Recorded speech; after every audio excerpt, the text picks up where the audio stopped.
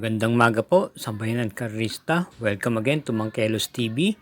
Muli po tayong nagbabalik upang ihatid sa inyo aking mga giya sa Oktubre 7, 2023, Sabado sa Pisan Metatorp. At ito'y magsisimula po ng alas 3 ng hapon at meron po silang 10 pakarerang inihanda na makapal po ang pagkaka-line up at expectin na po natin na basta gantong club Don Juan de Manila ay mga dihado po ang nanalo, kaya wag po natin kalilimutan magsingit ng dihado na ating mga kursonada. Sa punto pong ito at tayo po ay magsisimula na rin po kaagad. Salamat po. Karera numero 1, start ng first pick 6, races 1 to 6. Ito'y may distansyang 1,400 meters. At ito ang Manila Horsepower Trophy Race. Meron po tayong siyam na kalahok dito. Ating pong pampremera yung numero 5, Don Julio, na kinabyo na po kay M.A. Alvarez ang renda, pwedeng una at pwedeng isunod. Ito po'y nasigundo lamang nung pinakahuling takbo niya kay Palawig. Ating pong panigundo naman dito ay numero 1, Sophisticated, na 2 beses na pong nananalo ng may pagkadihado. At ang pinakahuli ay nung September 23 kung saan tinalo niya po si Rocklidon. Same rider pa rin po, PM Cabalejo. Kaya ang pili po natin sa karera numero 1, pampremera numero 5, Don Julio, panigunda ay numero 1, Sophisticated. Numero 2, start ng winner take all, races 2 to 8, may distansyang 1,400 meters.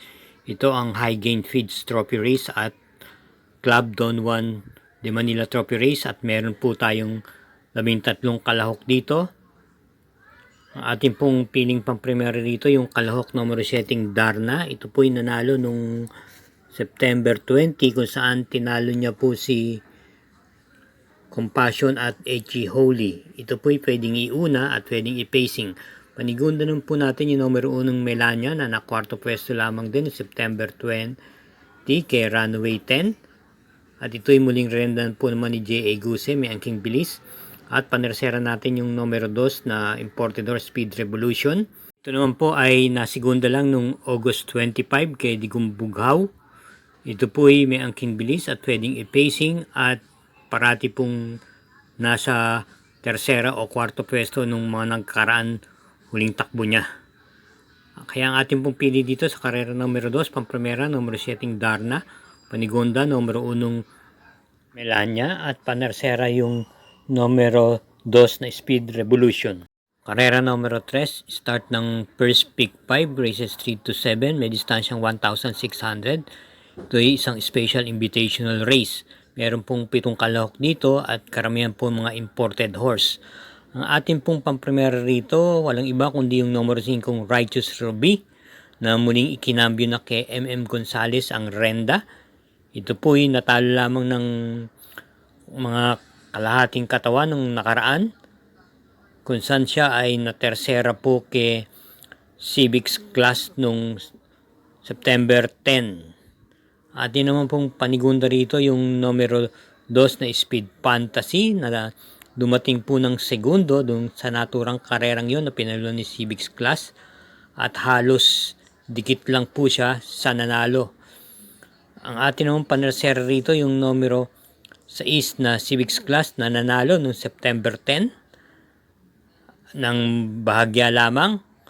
Kaya nga ang ating pili rito sa karera numero 3 ay sila rin naman. Pampremera ay numero 5, Righteous Ruby, panigundo ay numero 2 na Speed Fantasy, at panersera ay numero 6 na Civics Class. Karera numero 4, second winner take all, races 4 to 10, may distansyang 1,400 meters. Ito ang Concrete Solution Builders and Supply Trophy Race, at meron po tayong 13 kalahok dito. Ating pong pampremera rito yung numero 8, Tulak ng Bibig, na rerendahan po ni L.A. Aguila. Ito po ay nakinto pwesto nung September 8 kay Malibu Bell, at ito po ay may angking tuling at pwede rin po itong i-pacing. Ang ating pong panigunda rito yung numero 2 na Barayong, na isang derimate. Ito naman po ay papatnubayan ngayon ni O.P. Cortez. Nasigunda lamang po noong September 24 kay Rain Rain Go Away. At panersera natin yung numero 3 na Caraga Wonder, na pag ginusto nasa unahan.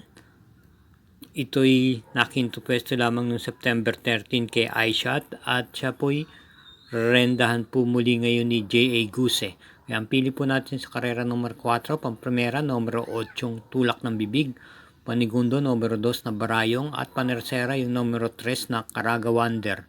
Karera numero 5, second pick 6, races 5 to 10, distance 1,400 meters. Ang napalyon, Magno Trophy Race, may 12 kalahok. Pampremera natin yung nagbabalik pista na numero 3 na Walking on Sunshine.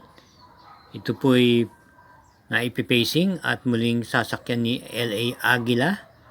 At panigunda po natin yung numero G's na Rapis Point na papanubayan naman ni J.A. Guse. Ito ay may angking bilis.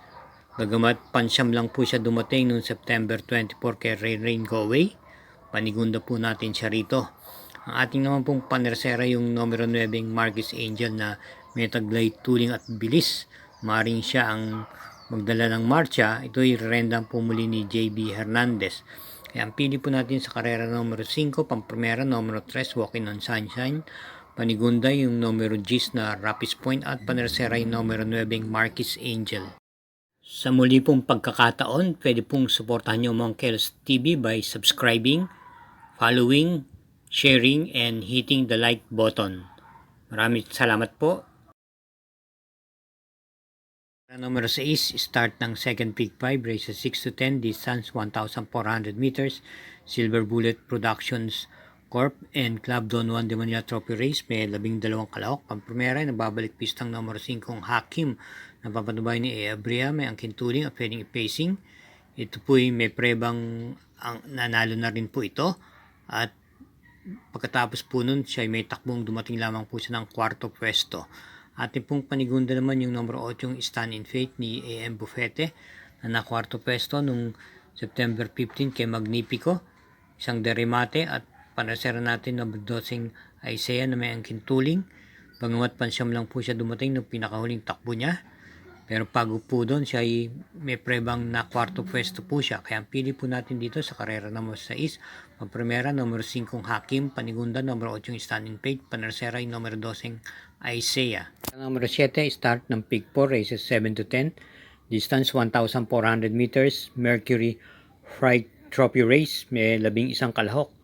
First choice po natin dito yung kalahok numero G's na Oruti na kinabi na po na kay Dan L. Camanero ang renda.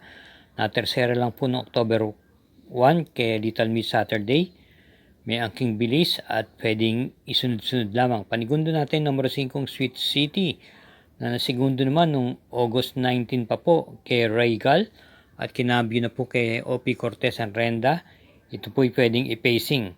At panersera natin imported horse number 4 Happy Maggie na isang derimate na segunda pwesto na October 1 kay Little Miss Saturday at muling renda ni JT Pabili. Kaya ang pili po natin sa karera numero 7, pampamera numero G's na Oruti, panigundo numero 5 Sweet City at panersera numero 4 Happy Maggie.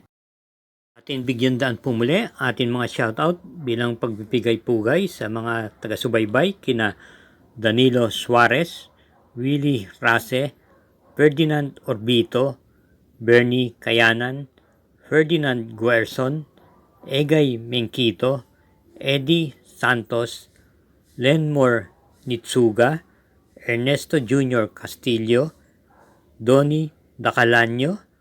Muli, taos pusong pasalamat sa inyo at naway matapat ang ating mga giya at hinay-hinay lang po.